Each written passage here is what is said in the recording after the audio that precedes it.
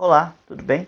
No vídeo de hoje eu gostaria de trabalhar sobre algo que eu chamo de integração poética, que está relacionado com como um poema ele é um texto completo e como ele tem uma capacidade de trabalhar diferentes aspectos de uma mesma ideia, de um mesmo, não de um mesmo, na verdade ele vai integrando diferentes elementos de diferentes pontos de vista, integrando através de um mesmo centro como uma espécie de vórtex, né, que vai atraindo tudo para um centro unificador, e a partir desse centro todas essas as coisas, as intenções, tudo aquilo que se passa no poeta e naquilo que ele vive, no ambiente que ele está inserido, isso se conjuga, se comunga através de uma mesma visão, né, de uma mesma direção. Então, do que eu estou tratando aqui? O poema, obviamente, ele vai ter uma parte física. Né? Vamos pensar assim num soneto, um soneto de Camões. Né? Não sei, transforma-se o amador na coisa amada por virtude de muito imaginar. Ele tem a sua parte física que pode ser claramente distinguida quando você olha ali. Você tem então dois quartetos e dois tercetos, e cada um dessas linhas estão em decassílabos. Né? Há também a parte das rimas, né? E da sonoridade em que essas coisas, essas palavras trazem, né? Principalmente das rimas, e bem o aspecto rítmico da coisa. Né? Tudo isso é um aspecto, vamos dizer, físico do poema, né? Ele está sendo colocado nessa estrutura e ele vai ser trabalhado a partir dessa estrutura. Só que, para além disso, ele vai ter outras camadas, né? E essas camadas elas vão fazer com que durante o processo de criação o artista ele esteja ali trabalhando naquilo e precise se colocar nesse processo, né? Precisa se desenvolver dentro desse processo, porque do contrário o poema vai simplesmente ser um conjunto de 14 versos, né? Em 4 estrofes e decassílabas, ou seja, não se torna uma unidade, né? É apenas um conjunto de ideias dispersas, soltas, em metros. E o que acontece é que, para além de uma ideia física que vamos soltar sonoramente, né? Um chocalho de palavras, né? Como diz o Mário Quintana, né?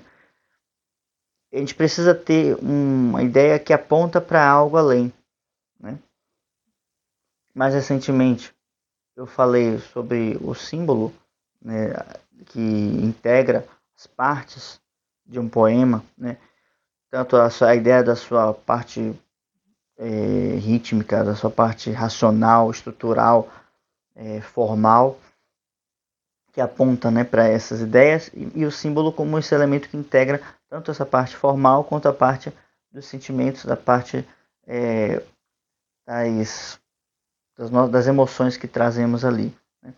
Então, eu acho que fica claro para todo mundo que escreve, ou para todo mundo que lê, né, que o poema ele tem uma conotação e uma, um direcionamento emocional, né? Ele apela para as nossas emoções e busca explorar os nossos sentimentos.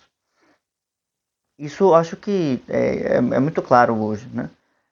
Porém, quando sempre que a gente pensa também em um poema, a gente pensa na ideia da metrificação. A gente não pensa em um poema que seja escrito corrido como uma prosa, por exemplo. Ainda que, independente de dividirmos, né, em versos, ou estando ele corrido, um poema ele poderia ser facilmente identificado, né, se ele tivesse estruturado internamente através de uma rítmica. Né? Então, o que eu quero dizer é que os versos eles existem para facilitar a leitura, é o corpo, né, essa parte externa. Mas vamos precisar integrar todas essas coisas através de, de uma narrativa que vá trazendo dentro dela esses aspectos ideais, né, das ideias que nós queremos transmitir, dos sentimentos que nós queremos colocar e da rítmica apropriada para isso.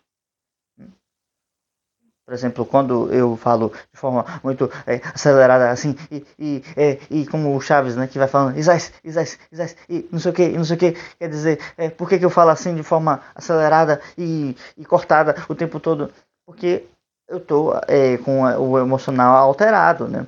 Então, da mesma forma como na fala eu consigo perceber essas alterações emocionais claramente, né? Principalmente se a pessoa não tem esse controle ou não tem essa prática, né, de falar em público. Assim também eu consigo perceber, eu consigo, melhor dizer, eu consigo fazer, colocar essa intenção dentro do poema. Ou seja, se eu quero que aquilo seja lido de forma mais pausada ou de forma mais fluida, mais solta. Né? E isso não tem, a princípio, nada a ver com pontuação, mas sim com a maneira como a gente dispõe as palavras para que elas formem o seu ritmo próprio.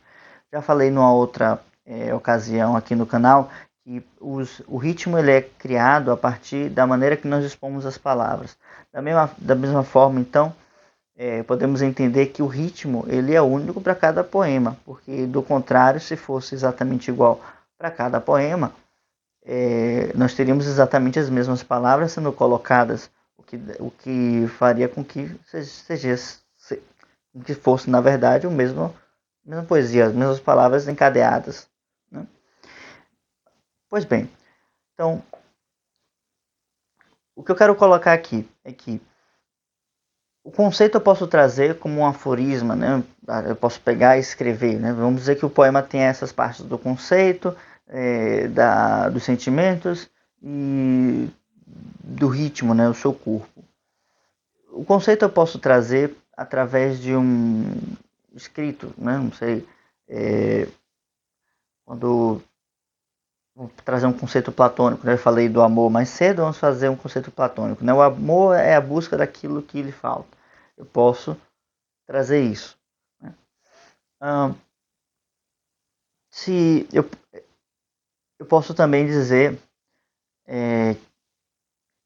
que o amor ele é como trazendo de Platão, né? Platão diz que aquele que ama ele busca realizar o bem para o ser amado, ou seja, o amor ele traz necessariamente esse sentimento de benevolência, né? Então eu posso falar sobre isso também, né?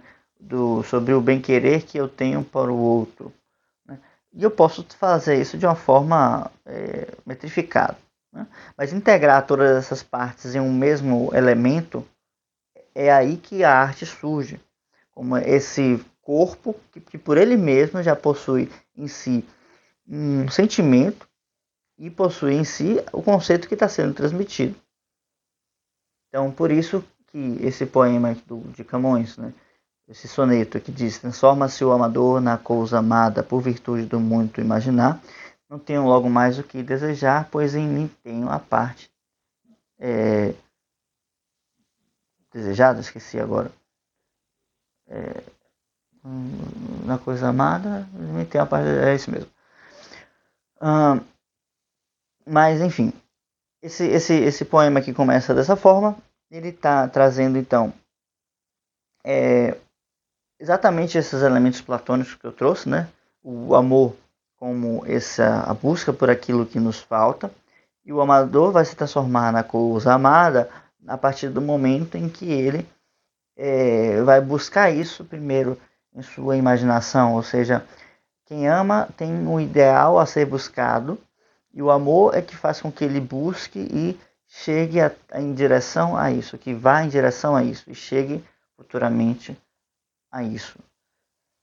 Então, o poeta, nesse caso, ele é um sintetizador, ele é um unificador de elementos mentais, né, de conceitos, é também um representante, né, de sentimentos, né, gerais sobre essas ideias e é logo uma ferramenta mnemônica, né, porque o aspecto rítmico ele marca as palavras através de um pulso e de uma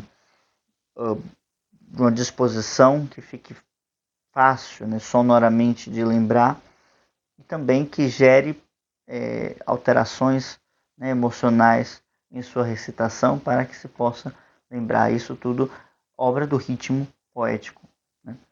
Então, o poeta então é essa pessoa, esse mensageiro, esse emissário, que em sua atividade ele vai buscar sintetizar todos esses pontos, né, que possamos pensar, né, e vai fazer isso sem precisar dizer, né, tipo, amor, dois pontos, busca por aquilo que nos falta, né, e, e aquele que ama, né, tem um sentimento de benevolência pelo ser amado, porque ele não vai fazer isso conceitualmente, ele não vai fazer isso um, através de uma exposição dialética, mas vai fazer isso artisticamente. Então, à medida que o poema ele se revela, ele se mostra, ou seja, na medida que ele é recitado, ele já está dizendo exatamente aquilo que ele veio dizer. E se isso não é claro no primeiro momento, isso deve ser desvendado através da reflexão, da meditação daquele que escuta. Muitas vezes eu posso dizer que o próprio poeta não sabe exatamente do que ele está falando, mas o verso surge para ele de uma forma meio assim, intuitiva. Ele, vamos dizer, ele pega no ar e ele começa a refletir sobre isso, né? E ou não, né? Ele vai simplesmente pega, escreve, não sabe exatamente o que ele escreveu, mas ele começa a refletir e depois ele começa mesmo a entender o que ele está falando. Podemos dizer que isso é um trabalho do seu subconsciente, podemos dizer que isso é talvez algo que ele já vinha pensando e depois ele simplesmente transformou isso numa frase poética. Pode ser, mas existe também uma dimensão mais metafísica desse processo, em que as coisas são processadas em um outro nível, né, mais alto, superior, e que o poeta ele simplesmente capta essas mensagens como uma antena, né, e as escreve, né, ele faz um download universal e as transcreve para o seu poema. Nesse caso, o que é um poeta? Apenas um mensageiro, né, um emissário, um porta-voz. Eu falei sobre esses elementos em relação ao que vem a ser um poeta e a sua função na sociedade dentro da oficina Cartas ao Jovem Poeta. Eu vou deixar aqui um link na descrição caso você tenha mais interesse em participar ou em conhecer. Lembrando só que esse livro, Cartas ao Jovem Poeta, ele é de Rainer Maria Rilke e nesse livro ele vai colocando inúmeras percepções que ele tem acerca da escrita e buscamos nessa oficina investigar profundamente o que ele está trazendo ali, as suas opiniões, o que ele pensa acerca desse ofício e como desenvolver sua vida, né? Que é o ponto, acho que seria principal. Então, para aqueles que aspiram a escrever ou que já escrevem, mas querem ter um direcionamento acerca disso, eu recomendo que façam, que busquem informações na descrição. Bem? Então, desse ponto de vista que eu estou colocando aqui, o poeta ele é simplesmente um mensageiro, um emissário. Ele vai buscar então separar, ao contrário, ele vai buscar então unificar as diversas partes que estão separadas e conjugá-las dentro de um todo, né? Não sei se vocês já tiveram a experiência de conviver com alguém que é bom na cozinha, né? Que seja bom em culinária, que já tenha algum tempo de contato com isso, que é capaz de fazer bons pratos com qualquer coisa que tenha na cozinha, né? É capaz de transformar, vamos dizer assim, o chumbo em ouro, né? Aquelas coisas que já não tem uma grande serventia para as pessoas que não têm essa experiência, né? De certa forma são mais assim fechadas, né? Mais obtusas, precisam de um esquema, de uma receita, né? Para se orientar, mas com uma certa experiência se consegue fazer qualquer coisa na cozinha com com poucos ingredientes, né? E mais ou menos isso que o bom artista ele consegue fazer. ele consegue tirar, vamos dizer assim, o leite de pedra, né? Ele vai numa situação, num local em que ele esteja, e dali mesmo, né, independente de onde seja esse local, ele consegue apreciar a beleza. Porque, sendo a beleza um aspecto que faz parte dos universais, faz parte daquilo que compõe a natureza, ela necessariamente precisa estar presente em todo lugar. Ela necessariamente precisa ser uma constante para qualquer pessoa, em qualquer momento. Ainda que isso seja muito difícil de ser percebido no primeiro olhar, o poeta ele tem essa capacidade, ele tem essa sensibilidade, porque ele treina para isso, ele busca essa beleza, mesmo de uma forma inconsciente, e precisa encontrá-la. O poeta ele tem uma necessidade de beleza, e por ele ter essa necessidade de beleza, ele vai buscá-la, ainda que ele não saiba exatamente para onde ele está indo. Ele que precisa dela, como quem precisa de um alimento, como quem precisa de água. E quando ele não encontra, ele vai se sentir infeliz, porque faz parte da natureza dele o encontro com essa beleza.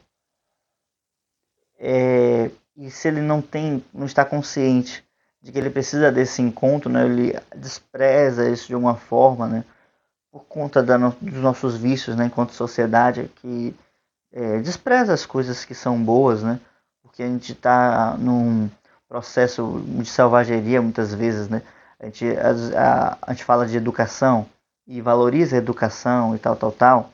Temos muitos esses discursos, mas quando a gente fala do entendimento da educação sentimental, da educação para a beleza, a gente despreza isso porque diz que isso não é prático, não é algo que tem uma utilidade prática na vida da pessoa.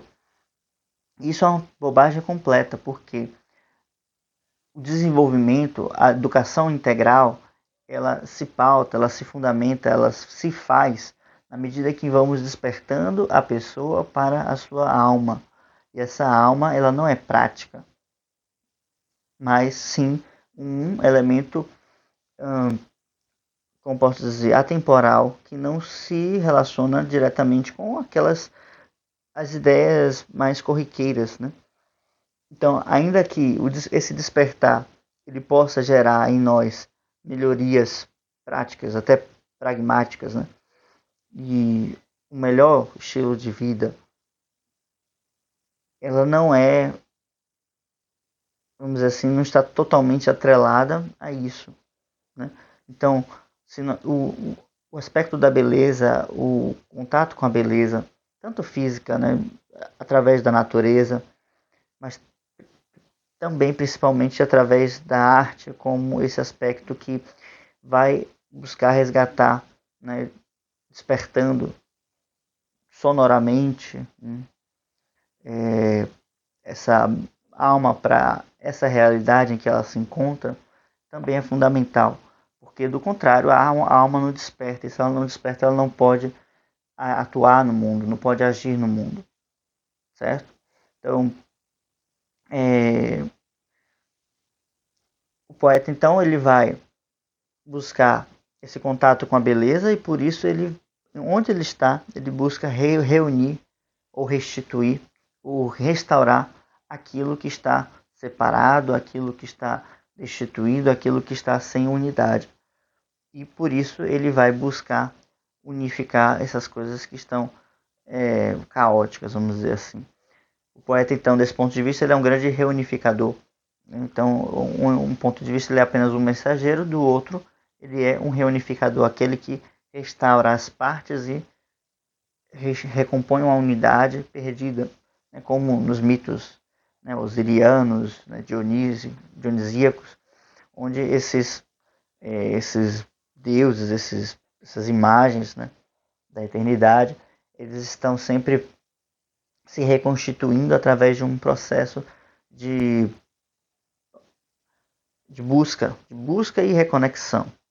Não basta apenas eu ter as partes, como eu falava mais cedo, né, das linhas de um poema, mas eu preciso ter uma unidade interna entre elas. Então eu preciso também saber não só como onde cada parte está, onde cada coisa precisa estar, mas também como elas se conectam, né? Como elas se trabalham junto em função do todo.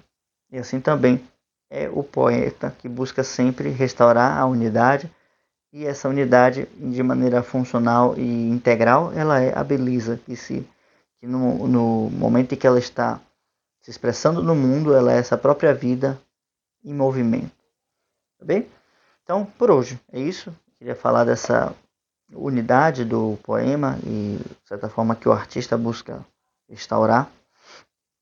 E, caso tenha gostado do vídeo, por favor, dê um like, comentem caso tenha ficado alguma dúvida, caso tenha alguma pergunta.